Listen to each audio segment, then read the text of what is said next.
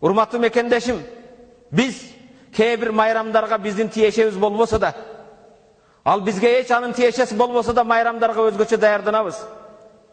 Kee bir insanдар жаңы жыл келет деген кезде декабрдан баштап акчасын жыйнап, атын өчкүр арагын, шампанын жана башкасын мекендин, жердин, тоолорубуздун көркү болгон балатыларды кыйып келип, үйүнүн ортосуна коюп, аны Каабаны таваф кылгандай анын айланасында айланып, 31 декабрь болгон кезде түнгү саат 12-н күтүп, айнектерин ачып, балкондорго чыгып, атын өчкүр аракты кармап, бири-бирине тос айтып, ийгиликтин жылы болсун, жакшылыктын жылы болсун, башка болсун дегендер менен күткөндөр жок эмес.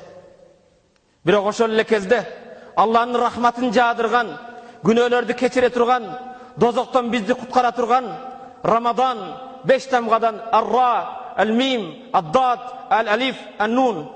Ра рахматун миналлах, Алланын рахматы жааган. Мим магфиратун миналлах, Аллах күнөөлөрдү кечире турган. Дад даманун илал жанна, бейишке кепил болгон, гарантия болгон. Алиф аманун минаннар, дозоктон аман калтыруучу. Нун нурун миналлах, Алланын нуру кереметтүү Куран түшкөн айга кандай даярданабыз? Дегеле кандай даярдыгыбыз бар? Ошондой конокту күтүп жатабызбы? Урматтуу мусулман бир тууган, кээде таң калам. Кээде өзүбүздүн мечиттин жолуну билбегендер аякта турсун, кээде мечитке келип жума намазын окуган, айт намаздарга чыккан бир туугандарыбыз да курман айтта курмандыгын чалып, этин жетим жесирлерге таркатат. Ошол эле кезде Ден Валентинди да майрамдайт. Урматтуу мекенде